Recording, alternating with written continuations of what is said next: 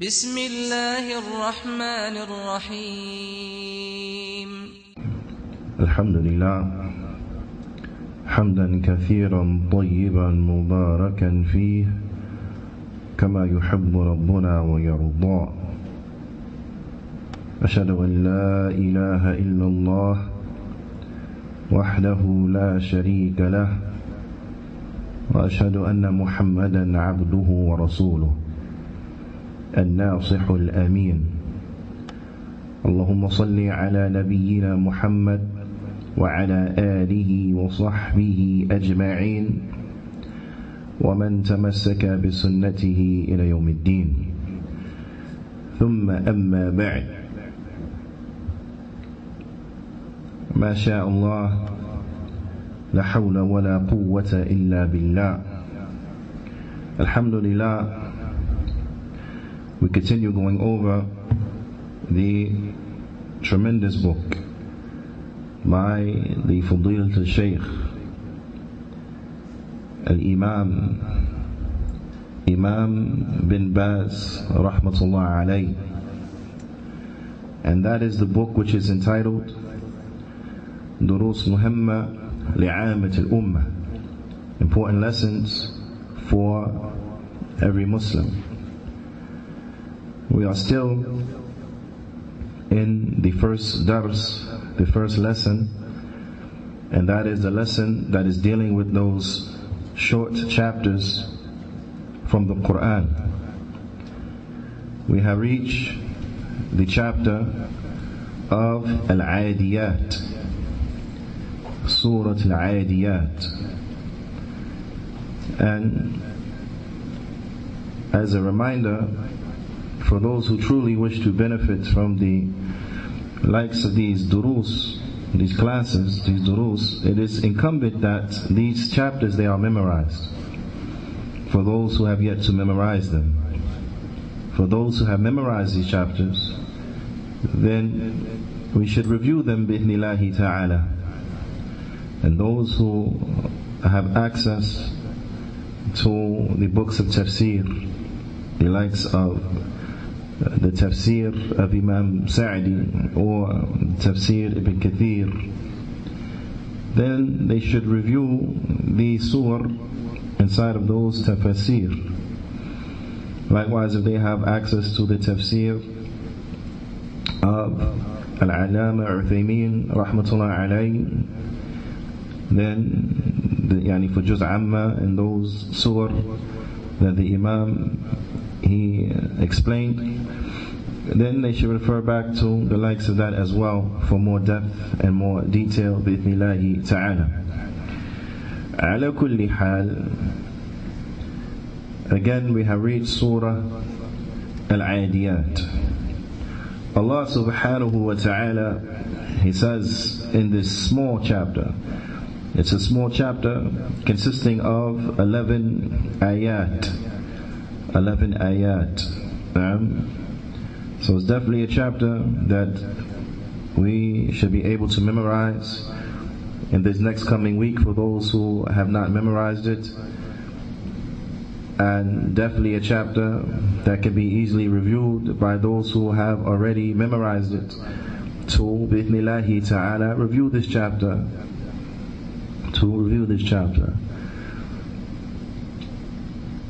Allah subhanahu wa ta'ala, He says, Bismillahir Rahmanir Rahim, Wal Adiyati Dabaha,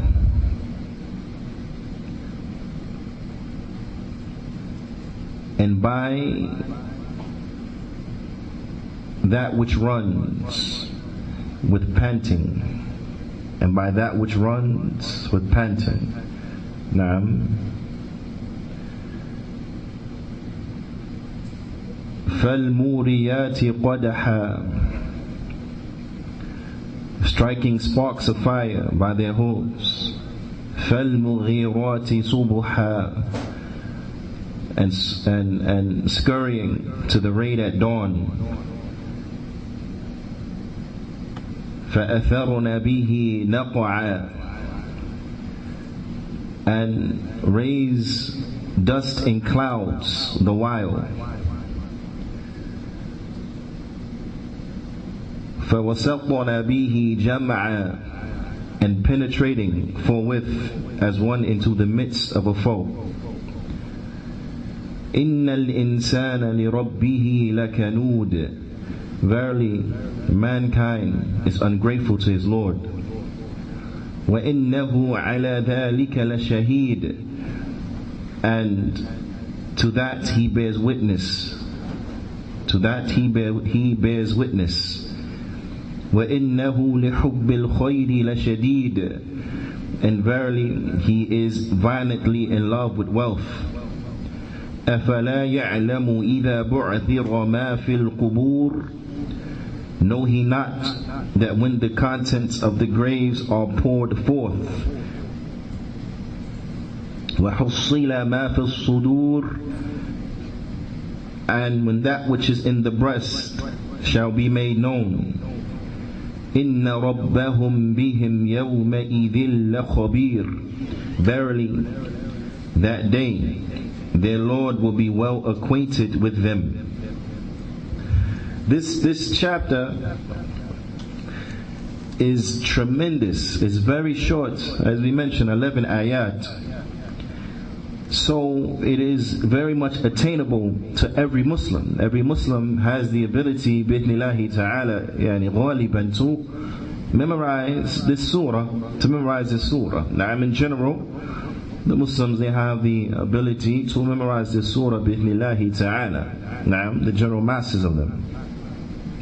So I encourage that everyone strives to memorize the likes of these surah, and that they strive to contemplate and reflect over their meanings.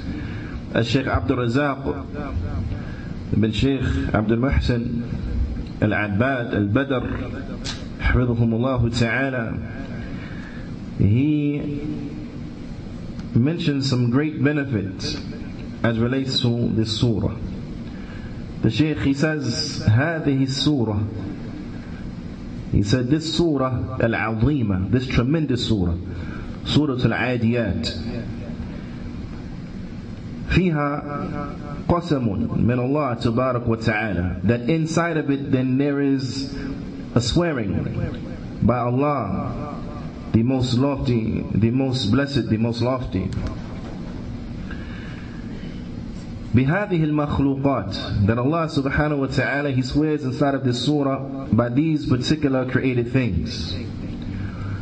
And then the Shaykh, he mentions a very important point that all of us, we have to know and to understand, especially as we read through the Qur'an, as this is not the only time in the Qur'an where Allah subhanahu wa ta'ala, he swears by some of the created things. Naam. The Shaykh, he mentions, he says, Wallah Jalla wa'ala Azza wa Jal yuqsimu bima sha' min makhluqatih, that Allah Jalla wa'ala, he swears by what he pleases from his creation. That Allah subhanahu wa ta'ala, he will swear by whatever it is he pleases from the created things. وأقسام الله تعالى بهذه المخلوقات فيه تشريف لها, and Allah swearing by the likes of these things, and it is an honor for them. It is to show the superiority and the nobility of these particular things. Naam. And this is as relates to Allah Azza wa Jal. Naam, that Allah Azza wa Jal, he can swear by whatever it is that he wishes to swear by, Jalla wa Ala. وَأَمَّا الْمَخْلُوقُ, but as far as the created things, as far as those things that are created, فَلَا يَجُوزُ لَهُ أَن يُقْسِمَ إِلَّا بِاللَّهِ, that it is not permissible for them to swear by anything except for Allah. The creation, we are only allowed to swear by Allah Azza wa Jal. وَمَا الدَّلِيلُ, and what is the proof of this? Naam, what is the proof that we are not allowed to swear by anything except for Allah Azza wa Jal? وَالدَّلِيلُ قَوْلُهُ sallallahu alayhi wasallam is his statement, the statement of the Prophet sallallahu alayhi wasallam, فيما أخرجه البخاري ومسلم في صحيحيهما, and that which al-Bukhari and Muslim they bring inside of their collection of authentic hadith, and Ibn Umar radiyallahu ta'ala anhuma, on the authority of Ibn Umar, may Allah be pleased with them both, where the Prophet sallallahu alayhi wasallam he said, "Man kana halifan falyahlif billah aw liyasmut." The Prophet sallallahu alayhi wasallam he said that whoever he swears by something, whoever takes an oath by something, or he swears by something, then let him swear by Allah. Right? Whoever takes an oath by something, then he must swear by Allah. Then swear by Allah or be quiet. Then swear by Allah or remain quiet. وَلِقَوْلِهِ صَلَّى اللَّهُ عَلَيْهِ وَسَلَّمَ, and also according to the statement of the Prophet sallallahu alayhi wasallam, فيما أخرجه Imam Ahmad wa Imam Abu Dawood wa Imam At-Tirmidhi عن ابن عمر رضي الله تعالى عنهما وصححه Imam Al-Albani رحمة الله عليهم, is that which has been collected by Imam Ahmad and Imam Abu Dawood and Imam At-Tirmidhi on the authority of Ibn Umar radiyallahu ta'ala anhuma, and it has been graded as authentic by Imam Al-Albani, may Allah ta'ala have mercy upon all of those A'imma, where the Prophet sallallahu alayhi wasallam he said, "Man halafa bighayri Allah faqad kafara aw ashraka." Whoever swears by other than Allah, then verily he has committed disbelief. Whoever swears by other than Allah, then verily he has disbelieved or committed polytheism. Verily he has disbelieved or he has committed polytheism. Naam. So let us look at what are these things in which Allah Azza wa Jal He swears by here in this tremendous surah. Allah Azza wa Jal He says, وَالْعَادِيَاتِ ضَبَحًا, and by that which runs with panting. Naam. You'll find inside of the translation it mentions inside of parentheses steeds. Steeds. The reason being is that the actual wording of the ayah, you'll find that عاديات is الصفة للموصوف. عاديات, it is a description of something. عاديات, it is a description of something. نعم. But that which it describes, حذف من سياق الكلام, it has been removed or from the speech. So the ulama they mention, so what is intended by it? تقديره ماذا؟ بعض العلماء يقولون تقديره الجمل. Some of the ulama they say that what is intended by what is being described here is the camels, the running of the camels. Naam, the running of the camels. Others from the ulama they said that what is intended here is al-khayl. Naam, al-khayl, the running of horses, of strong horses. Naam. Wa jamhur al-ulama, and the majority of the ulama they mention, as Imam Uthaymin he mentions that the majority of the ulama they say that which is intended taqdiruhu al-khayl, that what is intended and what is implied is the running of steeds, the running of steeds, of horses, very strong, very fast and robust horses. That this is what is intended. So therefore this is where they get that parentheses from. And by the steeds that run with panting. Naam. Shaykh Abdul Razak he mentions هذا قسم منه تبارك وتعالى بالخيل المنطلقة عدوا, that this is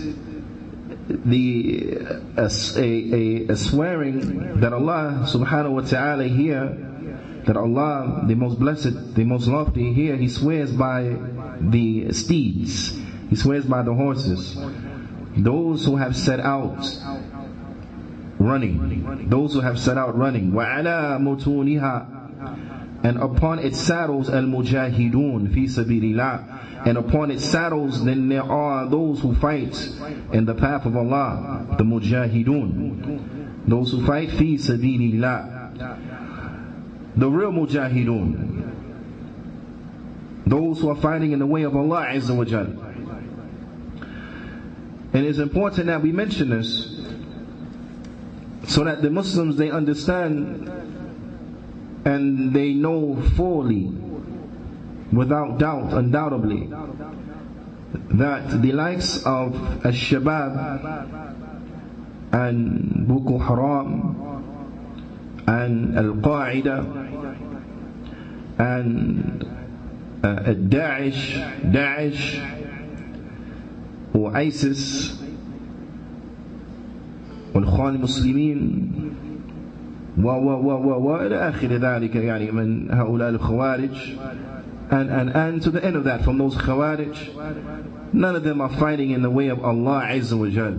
These individuals are not mujahidun, they are not fighting fi sabilillah. But as the ulama, they mention, the likes of these individuals, they are fighting fi sabi man ash-shaytan. They are not fighting fi sabilillah, they are fighting fi sabil ash-shaytan, in the way of shaytan. Naam. So you don't want the imagery of the likes of these corrupt, wicked and despicable individuals to come to one's imagination when they hear the word mujahid.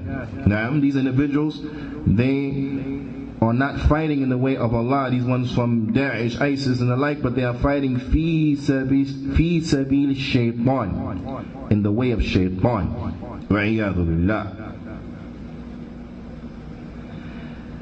But the real mujahidun, those who are fighting in the way of Allah Azza wa Jal, they are upon the saddles of these steeds who are running with this ferocious and this very fast running. As-sabiruna muhtasibun, those who are patient and they are seeking the reward from Allah Azza wa Jal. Al-qasiduna bijihadihim i'la kalimatullah tabarak wa ta'ala. Naam, those who they are striving and they intend by their jihad to make high and lofty the kalima of Allah Azza wa Jal. The ulama, they mention that when you look at these groups from the Khawarij that we have in our time, the likes of Ikhwan Muslimin, Boko Haram, Daesh, Nusra, you'll find that these individuals, they are from the most ignorant of the Muslims. They are individuals who have the most twisted understanding. So they mention that the one who fights in the path of Allah Azza wa Jal, then he is the one who he's fighting to make the kalima of Allah uppermost in the land. As relates to these individuals who are known for their gross ignorance, as the Prophet ﷺ described the Khawarij, that they will read the Qur'an but it won't go beyond their collarbone, because what? They won't understand it. It won't reach their heart. They won't understand it. So they are categorically known to be from those who are the most ignorant. But their jahl is not basita, but their jahl is murakkab. The jahl, the ignorance of the Khawarij, is not a simple ignorance. You see, a simple ignorance is when a person just doesn't know fil hasb.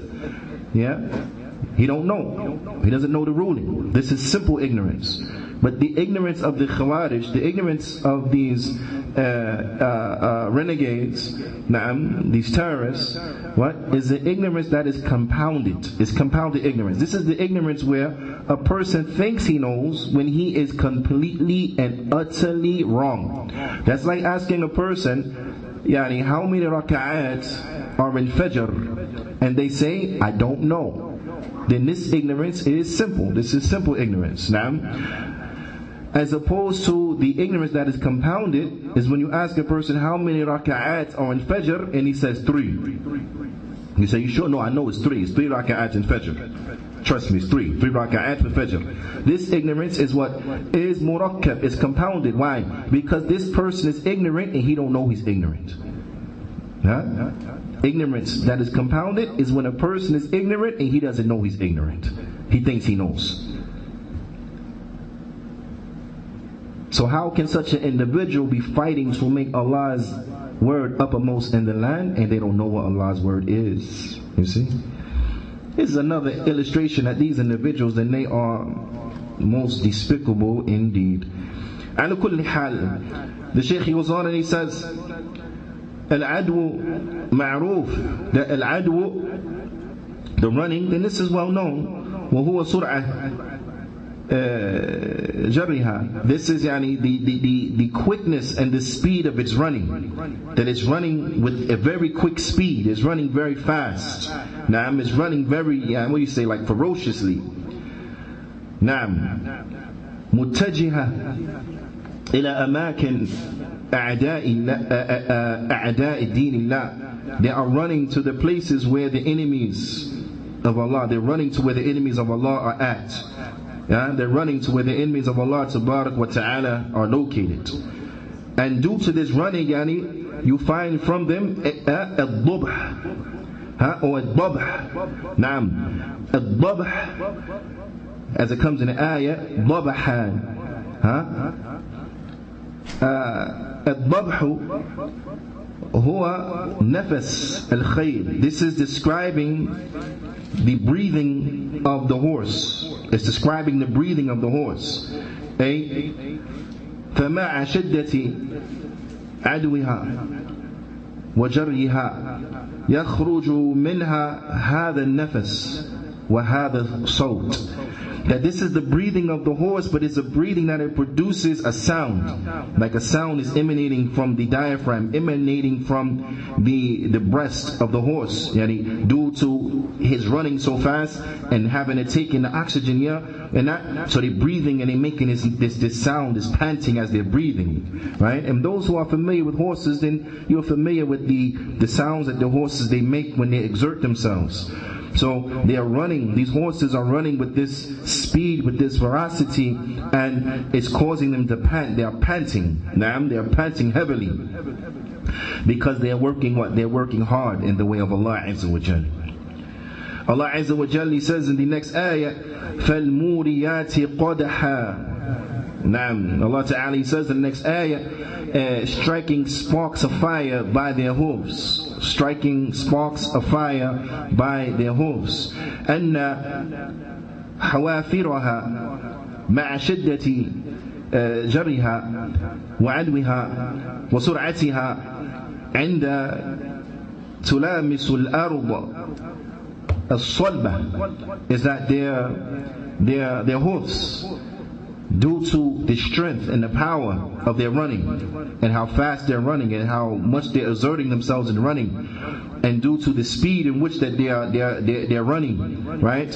When their hooves hit the solid earth, when the hooves hit the solid earth, أو الحصى, or it hits the pebbles and the rocks that may be on the ground, نعم ينقدح منها الشر والنار, that there comes from it, like when it hits the solid ground and it hits the rocks, it comes from it الشر, نعم الشر والنار, sparks fly up and fire is coming out. This is how fast and how hard and how ferocious they are running.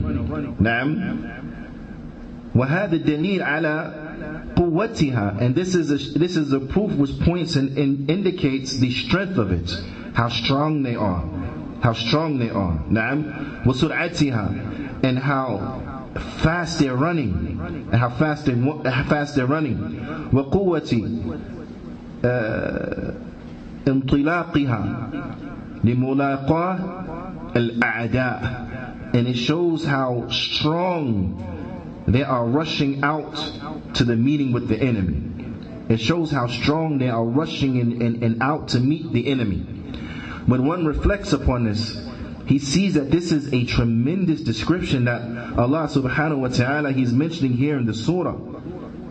When one reflects on this scenery, and can imagine seeing such, then they realize that this is something that is tremendous indeed. This is not an affair that is light, but this is something that is tremendous. This is a scene that will be terrifying.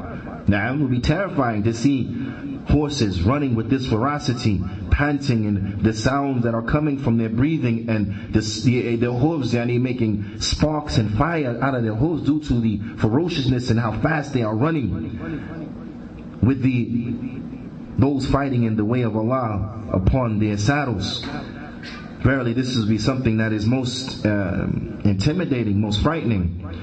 Allah Ta'ala goes on to say, فَالْمُغِيرَاتِ صُبُحًا وَالْمُغِيرَاتِ. What is intended by al-mughirat, and the scurrying to the raid at dawn, as the ayat is translated. But what is intended by al-mughirat, ay ala al-a'da, scurrying and hurrying up and rushing to get to who? The enemy. Rushing to get to the enemy. Those who are enemies unto Allah Azza wa Jal, those who are enemies unto the deen of Al-Islam, those who are enemies to the believers. And they're doing such when? Mata, subh. They're doing such in the morning time. Waqt al-subh, in the morning time. وهذا هو الغالب في هدي النبي صلى الله عليه وسلم. And this was what happened most often from the guidance of the Prophet sallallahu alaihi wasallam wa juyushihi, and from his armies, is that يغير على الأعداء في هذا الوقت, is that they will go to the enemy and they will attack the enemy at this time in the early dawn. They will attack the enemy at this time in the early dawn. Naam. Allah Ta'ala goes on to say, فَأَثَرْنَا بِهِ نَقْعًا. And how would you say, and raise the dust in clouds the while, is how they have it translated. عندما تأتي بهذه القوة, that when they go with this strength, and when they go وهذه السرعة, and they go with this speed, إلى حيث مكان الأعداء, until going to the place of the enemy, تثير الغبار, that the dust and the dirt particles, they come up. The Shaykh, he says, rather they go up في ساحة القتال من شدة العدو الذي كانت عليه حتى وصلت إلى ساحة القتال. He says is that they go up, and the dust is dispersed, and it is it goes up in like clouds while they are on the theater of battle, on the battlefield, while they are going towards the enemy, due to the ferociousness and the strength of their running, that it causes dust to go up. فَوَسَطْنَا بِهِ, and they penetrate therefore. Who penetrates therefore? Al-Muqati fi sabilillah, the fighters in the way of Allah Azza wa Jal. وَهُوَ عَلَى مَتْنِهَا, and it is upon, or he is upon the saddle. The one who was fighting in the way of Allah, who was riding upon the saddle of these steeds, that he penetrates. He penetrates where? Where does he penetrate? Allah Ta'ala, he says jam'a. He penetrates jam'a, jumur' al-a'da. He penetrates into the depth of the enemy. He breaks the ranks of the enemy, and he goes into the midst of the foe. He goes into the midst of the enemy. فَتَأْتِي مُنْطَلِقَةً وتدخل بالمقاتل عليها في الصفوف الأعداء. So they go forward and they strike the enemy head on until the fighter enters until the ranks and the rows of the enemies. They enter into the ranks of the enemies. They penetrate the ranks of the enemy. حتى يكون منه بإذن الله تعالى الفتق بهم, until by Allah's permission they are amongst the enemies themselves, severing their ranks. They are amongst the enemies themselves, and until they are in the depths of the enemy, severing their ranks. You see? Just reflect upon this now, this image. Reflect upon this situation. هذا هو القسم. This is what Allah Ta'ala He swears by here in this tremendous chapter. Allah Azza wa Jal here in this tremendous surah, this is what He is swearing by. This is tremendously powerful imagery for the one who he strives to understand that which is being described here in these ayat. And this is what Allah Azza wa Jal is swearing by. When we see this, we realize that this is this is what Allah Ta'ala He swears with, we should say. Now, these are the things that He's swearing with, right? When we see this, then we realize that this is not a situation that is easy, but this is a situation that is serious. This is a tremendous situation. This is an awe-struck situation. This situation which will put awe inside of an individual. Seeing such, will put awe inside of an individual. The manner in which the fighters in the way of Allah penetrate, and they rush towards and penetrate the ranks of the enemy until they penetrate the ranks and are in the midst of the foe. This shows you that these individuals, they are no joke. They have not come to play around, but this affair is serious. And this is what Allah Azza wa Jal He swears by way of these things. This is that which Allah swears by way of. وَأَمَّا الْمُقْسَمْ عَلَيْهِ. But what is that thing in which Allah is swearing to? You see, because we already see by that which is being sworn by that this situation is serious. So what is Allah swearing to? To what fact? The Shaykh, he says, وَهُوَ بَيَانْ حَالِ الْإِنسَانِ. Allahu Akbar. Allah Ta'ala, He is swearing to the situation of human beings. That by these aforementioned things, the situation of human beings is like this. Allah Ta'ala, He says, إِنَّ الْإِنسَانَ لِرَبِّهِ لَكَنُودٌ. That verily the insan, the human being. Some of the ulama, they say, Al-Murad Al-Khas, that what is intended is the specific. Now, al-lafz al-am yurad bihi al-khas, because the word is general, but what is intended is the specific. And this is why in the parentheses of the noble Qur'an it says verily man, and in parentheses it has disbeliever. Naam, because some of the ulama they say that naam, man is mentioned وهذا يعني عام ولكن يعني يراد بها الخاص, but what is intended by it is the specific, أي الكافر. So what is so they say what is intended is that verily the human being, meaning the disbelieving human being, is يعني لربه لكنود, is ungrateful unto his Lord. وقال الآخرون من المفسرين, and others from the scholars of tafsir, they say, but rather what is intended به يعني بالإنسان الجنس, that what is intended by human beings, and it means the species, all of human beings. Now it's not one type of human being to without the other, but it means human beings in general. وقال إمام عثيمين رحمة الله عليه, and Imam عثيمين رحمة الله عليه, he says that وهذا أظهر, he said that this meaning here, that it intends all of mankind, then this is more apparent. This is more apparent that it intends all of mankind. Naam. And when we reflect over what is intended, or we reflect over the meaning of the ayah, we see that yes, this description, وَعِيَاذُ بِاللَّهِ, naam, it fits the kafir, but وَعِيَاذُ بِاللَّهِ, it also fits some Muslims. It also fits some Muslims. That some Muslims, they are ungrateful. Subhanallah. But umuman, generally, you find this is the state of human beings. Generally, you find this is the state of human beings, that they are ungrateful. And they are ungrateful. Subhanallah, do you know how many breaths we take in a day?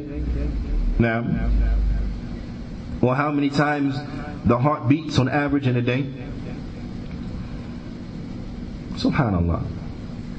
Many times, right? Many times. Each one of these breaths, inhale, exhale, is a gift from Allah subhanahu wa ta'ala, is a bounty from Allah azza wa jalla. Each one of these breaths. Each time our heart beats to push the blood throughout our body.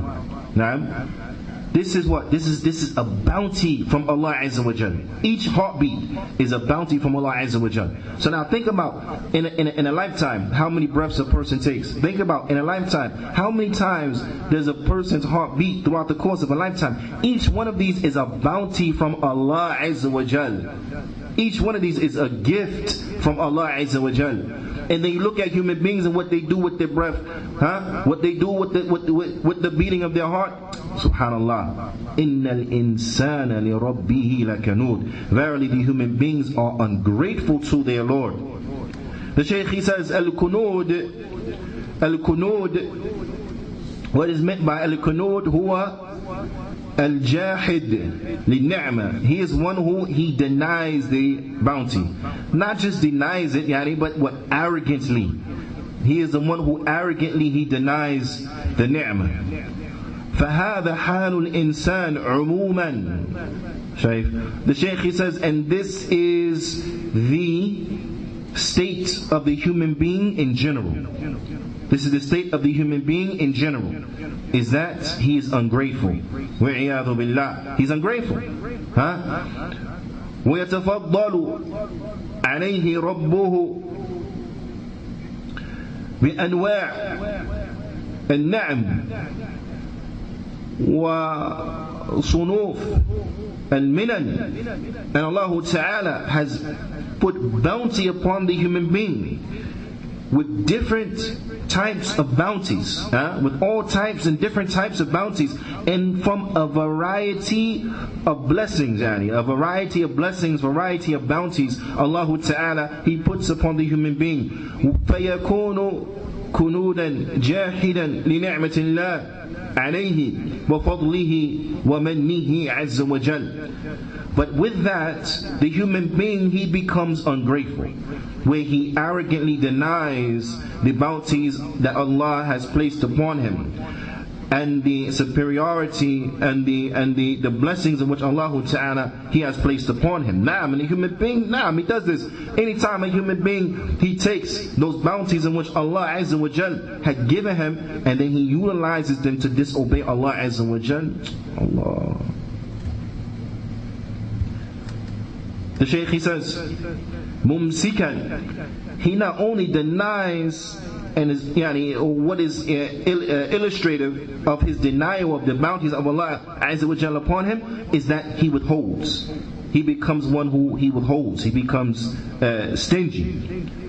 وَشَحِيحًا. And he becomes greedy. وَبَخِيلًا. And he becomes miserly. He withholds. He becomes greedy. He becomes miserly. Naam. لا ينفق ولا يبذل مما أتاه الله. He doesn't spend, nor does he exert himself in that which Allah has given him. He doesn't spend in the way of Allah, nor does he exert himself and put forth efforts with that which Allah has given him. How many of individuals who Allah Ta'ala has given them health, Allah Ta'ala has given them strong bodies, Allah Ta'ala has given to them very sharp and capable minds, but they don't use their minds in the way of Allah.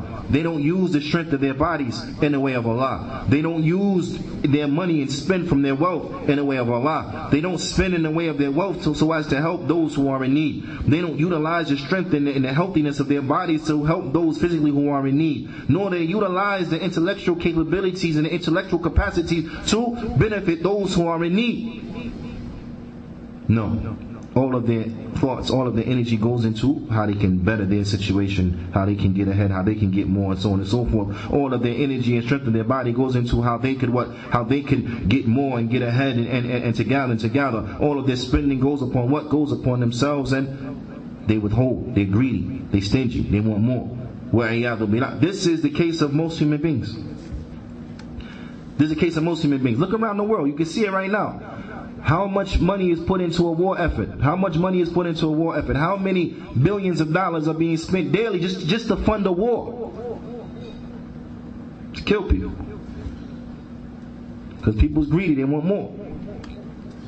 We're talking about like the likes of the kuffar and the kilabun nar from Daesh, these khawarij. Look at how much money is being spent to fund a war effort. Because of greed, because they want more. But with all that, we have people in the world who are hungry, people who don't have access to clean water, people who die from malnutrition, children who die from malnutrition, die from very common diseases because they don't have access to drinking water, diseases that are preventable, but because they are forced to drink filthy and infested and polluted water, they are stricken with these diseases and they die. How much would it cost to rectify that situation? Very little bit. But is anything being spent on that? No. It's being spent on what? People's ambitions. So they spend all this money on bombs, and yet people hungry, homeless. This is human beings. They only care about themselves. This is the case, إِلَّا مَنْ سَلَّمَهُ اللَّهُ وَنَجَّاهُ, except for those whom Allah He has saved from this, and those who He has given safety from this, and those who He has saved from this. Allah Ta'ala He says, وَإِنَّهُ نعم هذا الضمير here, ضمير متصل here, إنه نعم. Who is it referring to? Some of the ulama, they say, وَإِنَّهُ أَيْ وَإِنَّ اللَّهِ, that verily Allah, عَلَى ذَلِكَ لَشَهِيدٌ, that verily Allah, He's witnessing this. He's a witness over this. That this is how human beings are. Others from the ulama, they say, no, what is intended is al-insan, the human being. Naam, وَإِنَّهُ أَيْ وَإِنَّ الْإِنسان, that verily the human being. Naam. Shaykh Uthaymeen rahmatullah alayhi, he says that in this case there is no mani', there is nothing preventing both of them. That what it means is both of them. That what? That yes, Allah Azza wa Jal, bila shak, wa bila rayb, undoubtedly, no doubt, Allah is witness over the greed of human beings and how human beings are ungrateful. That Allah Azza wa Jal, He witnessed their ingratitude, He witnessed how they are ungrateful, He witnesses this. Naam. And that's no doubt. Also, the human being, he acknowledges this himself. He witnesses this himself, and he is a witness over himself as relates to this. The human being, he acknowledges this. On some level, the human being, he knows. Even if you don't come out with his mouth when he says it, human beings, they know this trait about themselves. They know this. Naam. They are a witness over that. شهيد على نفسه بهذه الصفة الذميمة والخصلة المشينة, that they are witness over themselves as relates to this despicable characteristic, this lowly characteristic, and this despicable and deplorable attribute. That they know this is them. Naam, this is them. And why is this? Why are they like this? Allah Ta'ala, He explains in the next ayah, Allah Ta'ala says, وَإِنَّهُ لِحُبِّ الْخَيْرِ, and that verily He, meaning al-insan, and verily the human being, for the love of good. ما معنى, or ما المراد بالخير هنا? What is meant by al-khayr here? Because it doesn't mean what some people may think it means. It doesn't mean, and verily He loves the good. No, al-khayr here, as Imam al-Albani and others from the ulama, they mention, and the Mufassirun, they mention that what is meant by al-khayr here is al-mal. Here, al-khayr means al-mal, money.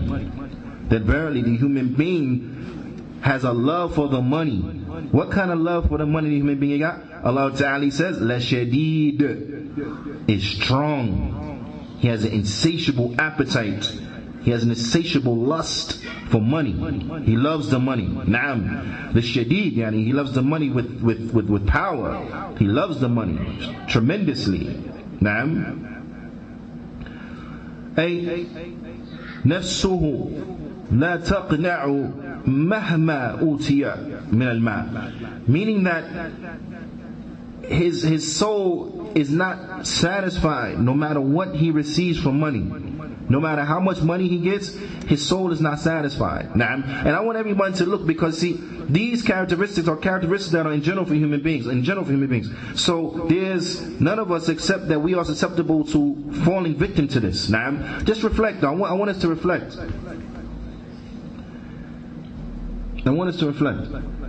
Because we fall victim to this, and of course the shaitan, he's always trying to dupe us into thinking, oh, you're so good, don't worry about it, you good, you're doing the right thing, don't worry about it, right? He deceives us. But let's step back and look at it. For those of us who have lived for a little bit, right? A couple decades, whatever. Those who are younger in their life, maybe you may not experience this yet. But those of us who live for a little bit, those of us in their 30s, or those of us in their 40s, or those of us beyond that, then you will know that there was a time in your life where maybe you didn't have as much then as you have now. Right? Maybe you didn't have as much money then, as much wealth then as you have now.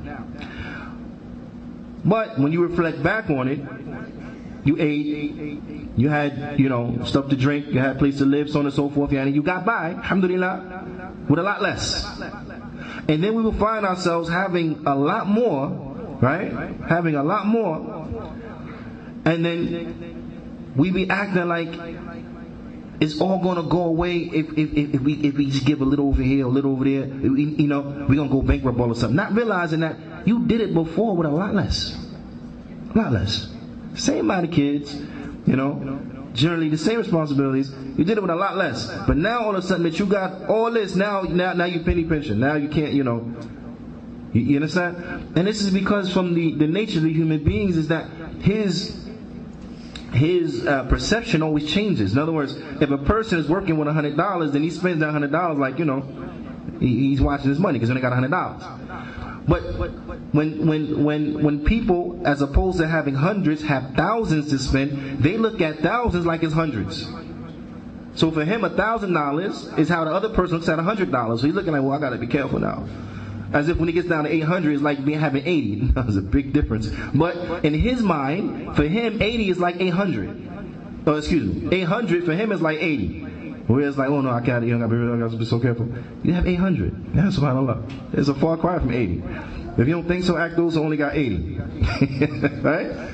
Allah Musta'an. But this is how the shaitan, he tricks the human beings. So you find the human being, he has an insatiable appetite for money. No matter how much money he gets. يعني يحب المال حبا جما. He loves money with a tremendously strong love.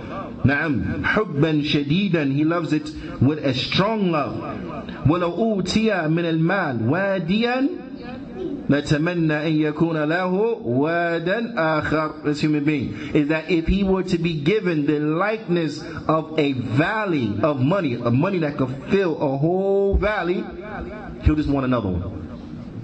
Because in his mind, when that valley goes empty, oh no, I'm bankrupt, the valley's halfway gone, oh no. So you know what, let me get 2 valleys. So then if the valley get halfway down, it's okay, I got a valley in the back. That's how man works. And then if he gets 2 valleys, he's going to, you know what, I need a 3rd valley, so that I can deplete 1 valley, and then now at least I got 2 valleys, so I always got 2 valleys. And then when he get the 3rd valley, you know what, now I'm going to need 4 valleys, just as a backup. Always an excuse. The mankind always want more. No matter how much you get, he want more. That's human beings. You get a big house, he want another house. Get a nice car, he want another car. Oh, this car is nice, but it don't got Apple Play. You know, I want to get that new car with the Apple Play, put my phone into it, Bluetooth, phone, whatever. You know what I'm saying? That's how human beings are. They always want something more. Then they come out with something new, you know, I don't know, whatever next will come next, and now they want that, or whatever the case may be. That's how human beings are, wa'iyadu billah. And this is the case. So, what is the remedy for this? What to help us as to not fall victim to this? The Shaykh, he says, ثُمَّ نَبَّهَ تُبَارَكْ وَتَعَالَى. Then Allah Azza wa Jal, Allah Tabarak wa Ta'ala, the most blessed, the most lofty is He. Allah Azza wa Jal, He draws attention على ما يعين العبد على النجاة من هذه الخصال والسلامة من هذه الصفات. Is that Allah Ta'ala, He draws man's attention, He draws the attention of the slave, of the worship of the believer, to that which will give him success. To that which will give him success. Right? Quiet down back there. Quiet down. To that which will give him success, and that which will safeguard him from these traits and these awful attributes. And that is, and this is what brings should bring all of us back down to earth. Allah Ta'ala says, أَفَلَا يَعْلَمُ. Does he not know? He who? Al-insan. Does the human being, does he not know? إِذَا بُعْثِرَ مَا فِي الْقُبُورِ. The human being. Know he not? When the contents of the graves are poured forth. Does the human being know that there's going to come a time when the content of the graves will be poured forth? Ain't nobody going to be able to stay in his grave. No, when it's time to come out, boom, everyone is out. Going to come out fast from the graves. Does he not know that the graves are going to be emptied? هذا أمر جدير بالعبد أن يكون على ذكر له وعلم به. That this affair is an affair that is most appropriate, it is most proper, it is most suitable for the slave to have on his mind and to know, for the slave to contemplate and to reflect over and to know in depth and detail and have knowledge about this affair. وَأَنَّ هَذَا الْجُحُودِ لِنِعْمَةِ اللَّهِ. And that this arrogant denial of the bounties of Allah Azza wa Jal, وَهَذَا الْحُبْ لِلْمَالِ. And that this love for the money, وَإِنْكِبَابْ عَلَيْهِ. And being and a person dedicating himself to it. Naam. Subhanallah, yani, subhanallah. People, they dedicate themselves to money, and the shaitan convinces them, no, that's not what you're doing. You're doing something else. Let me tell you this. Check it out. A person, he'll go to school 12 years, get his high school diploma, whatever, right? Then he'll go 4 years, okay? Get his undergrad, bachelor's, right? Wait. Then if they want to go more, they go on, they get their masters, another couple years, right? Then they may have more aspirations, so they go on more, couple more years, right? So get a doctor's degree. And when you reflect on all of this, right? No one in their right mind will have us believe you doing all this just for the love of learning. No, not for the love of learning. Because if it's for the love of learning, then you wouldn't pay all this money to go to school. Right? Library have all these free books online, right? Now we got the internet, online, all these free resources, all these free books. You can learn all day long. So why you go to school? Why you go to school for? Why you spend all this money? All this money, spend all these tens and thousands of dollars, huh? $30,000 a semester, $50,000 a semester. Why you do all this for? You know why? Because you want a good job that pays good. Because you want a job that pays good. You understand? And we hear, the counselors, do you know someone who has a bachelor's degree, that on average they may make $1 million more than someone who only has a high school education and so on. So what's the motivation? I want to make $1 million more than somebody's got a high school education. And do you know someone who has a master's degree, they make more than those with a bachelor's? Okay, I want to make some more money. Get a PhD, I want to make some big money, right? They doing this, why? They spend all these years in school, chasing after what? Chasing after money. Don't you sit there and tell me, oh no, I want to be, Please, nobody believe that stuff, right? You just love learning. Yeah, right. You want to get a good job. You want to get a good salary, right? Okay, look, whatever. I don't want people to think I'm knocking that, saying, okay, no, it's bad to get it. No, okay, alhamdulillah, go, learn engineering and all these things that benefit the people. That's good, learn, right? To make sure your intention is correct. My point is, don't fool yourself and don't lie to yourself, because how many of us spend a fraction of the years that we take to get these degrees studying the deen of al-Islam? Do you know how hard certain math courses are for certain people? Huh? Calculus, all this stuff, right? Some people it's very hard for them. Trigonometry is very difficult. But they'll do what it takes. They'll stay up late and they'll work them formulas and they'll learn this and learn that and study, and they become good in it. Right? Like English grammar, you know how hard it is for some people? Some people don't like grammar. All these different rules in English, got like 1 million rules of grammar, right? But they'll do it. Right? Science is difficult, but they'll do it. They'll spend all these years doing it. So they have the intellectual capacity to do great things. Right? So why is it that every single Muslim in the world, specifically from those Muslims who have graduated with bachelor's or better, how come not every single Muslim who has a bachelor's degree, how come they don't know Arabic? You can learn computer science and you can learn all this stuff about physics and you can learn all about trigonometry and all this stuff, and you couldn't learn Arabic all these years? You ain't learned Arabic yet all these years? You a PhD, you don't know Arabic? Wow. Our priorities, right? Our priorities. Allahumma musta'an. But what will help an individual away from these horrible attributes and descriptions and dedicating themselves to money? Not just dedicating themselves to money, but the Shaykh, he says, وَإِنْشِغَالْ بِهِ أَمَّا خُلِقَ الْعَبْدُ لِأَجْلِهِ, and they allow it to preoccupy them. Yes, preoccupy them away from that which the slave he has been created for. وَأُوجِدَ لِتَحْقِيقِ, and that which the slave he has been brought into existence so that he may establish it. And that is what? To establish the tawheed, to establish the ibadah of Allah Azza wa Jal. And this is why I brought up Arabic, right? Because what? As the ulama, they say, لَوْلَا الْكِتَابِ وَالسُّنَّةِ مَا تَعْلَمْنَا الْعَرَبِيَّةِ. If it wasn't for the book and the sunnah, we would not learn Arabic. This is the reality. We learn Arabic. Why? Is it a ghaya? Is it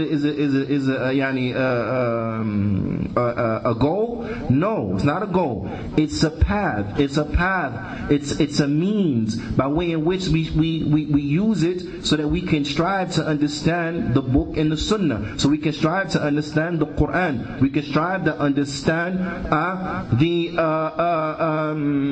sunnah of the Prophet sallallahu alaihi wasallam.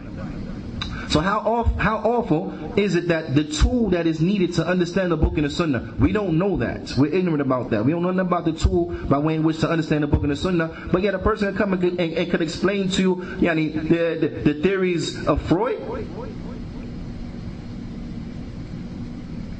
Something is wrong.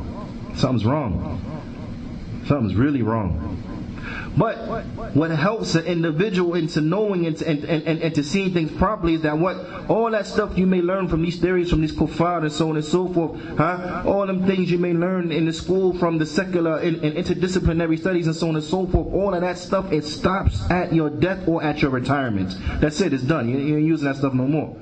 You understand? When you retire, you ain't using it no more. You could have been the biggest, civil engineer in the whole country, but once you retire, that's it. You ain't, that's it, khalas. Right?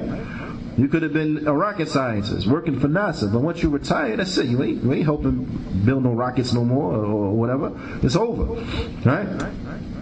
Or when you die, you might die before you retire. Maybe die, a couple weeks after you get the job, you die, that's it. You ain't using it no more, you're dead.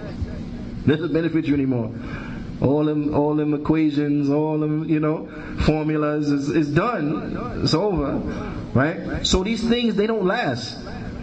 But if you remember and you focus in on those things that you can acquire now that will last, they will go beyond your grave, they will continuously to benefit you beyond this life, then it allows you to set your priorities straight. So although yes, you may be memorizing those formulas and doing what you got to do so that you can become that big engineer, man, so you could design bridges and all that stuff, and architect and that's good, we need that. Be a big doctor, surgeon, we need that. Muslims to be shatir and all these things, to be well skilled in all of these affairs. We need that, right? We need that, no doubt we need that.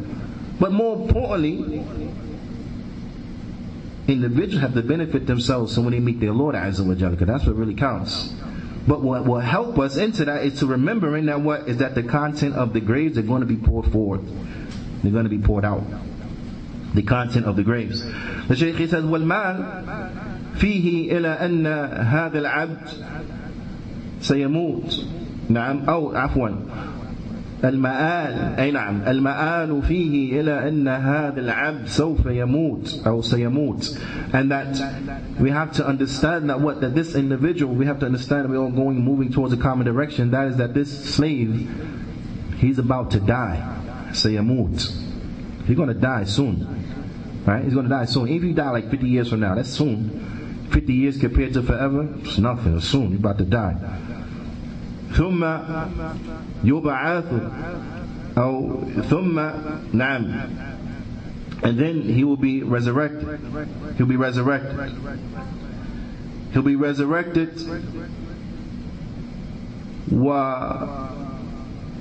That which the content of the graves, they will pour forward. وَيَقُومُ النَّاسِ مِنْ قُبُورِهِمْ, and that the people, they will stand from their graves.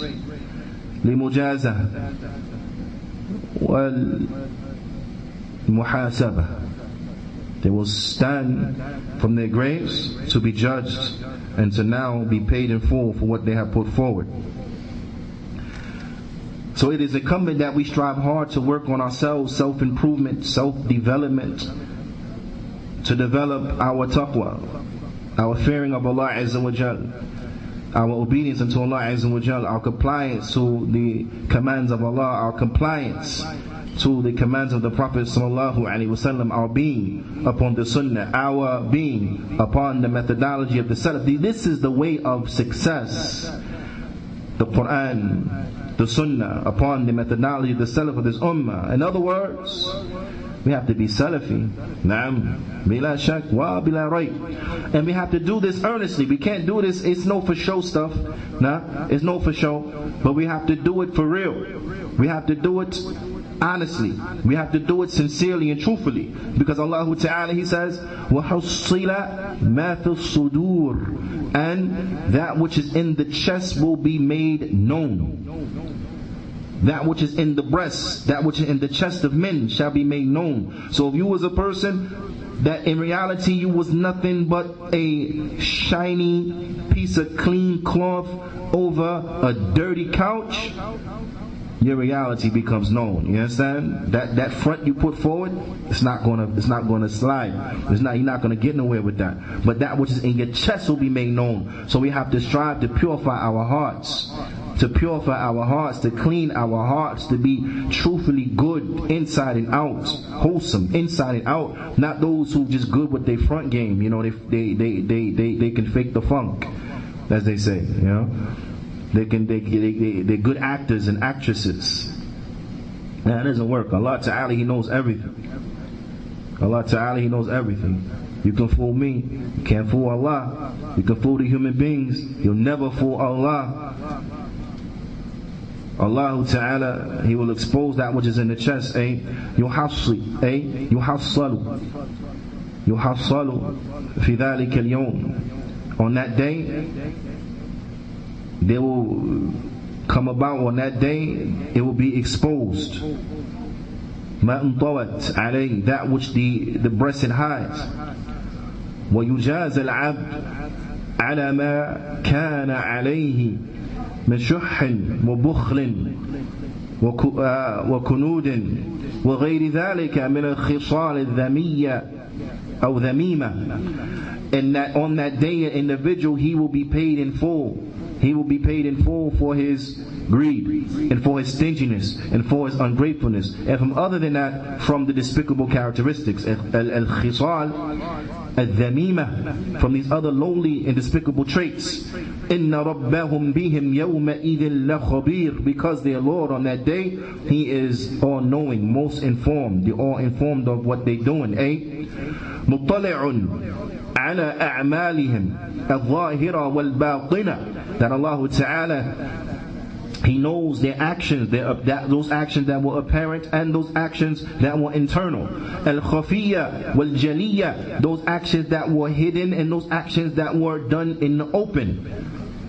Wa mujazihim alayha, and they will be rewarded accordingly. They will be rewarded accordingly. And let us remember that Allah Ta'ala, Huwa al-Khabir, He is the all-knowing, He is the all-acquainted, He is the all-informed, the well-acquainted and the all-informed. وَهَذَا اسْمٌ مِنْ أَسْمَاءِ اللَّهِ, and this is a name from the names of Allah Azza wa Jal. وَهُوَ الْعَلِيمُ, and Allah Ta'ala, He is the all-knower. بِبَوَاطِنِ الْأُمُورِ وَالْخَفَايَا الْأَشْيَاءِ, Allah Ta'ala, He knows the innermost and the of the affair and the hidden things. Allah knows all of the hidden things. كِعِلْمِهِ بِظَاهِرِهَا وَعَلَنِهَا, Allah Ta'ala, He knows the hidden things just as easy as He knows what? The open things. Allah Ta'ala, He knows the secrets just like He knows that which is put out in the open. Allah Ta'ala knows the apparent and that which is internal, Allah, the external and the internal, that which is apparent and that which is hidden. Allah Ta'ala, He knows that which is done in open and that which is done in secret. Allah Ta'ala, He knows everything. Huwa al-Khabir, He is the all acquainted, the all informed. Allah Azza wa Jalla. This surah is a surah that is tremendous, and we need to contemplate and reflect over the meanings of it, because it points us to those characteristics that are beautiful, and it warns us from the most evil characteristics and warns us from the evil characteristics, and points us to the opposite of them, which are beneficial and beautiful characteristics. So it is incumbent that the Muslims, we adorn ourselves with the likes of this, and when one contemplates over the meanings of that which comes inside of these ayat, and he thinks about the problems that strike the ummah today, he will realize that if all of the Muslims, they were moved and they were affected by these ayats, and that these ayats and the meanings that are inside of the surah, they become manifest inside of the actions of the generality or the general masses of the Muslims, he will find that the majority of the problems of the ummah will go away. وأسأل الله تعالى أن يوفقني وإياكم لما يحبه ويرضى، وأن يجعلنا مباركا حيثما كنا، وأن يجعلنا ممن إذا أعطي شكر وابتلي صبر وإذا أذنب استغفر، فإن هؤلاء ثلاثة عنوان السعادة. أكتفي بهذا القدر، والله أعلم، وصلى الله وسلم على نبينا محمد وعلى آله وصحبه أجمعين، وجزاكم الله خيرا.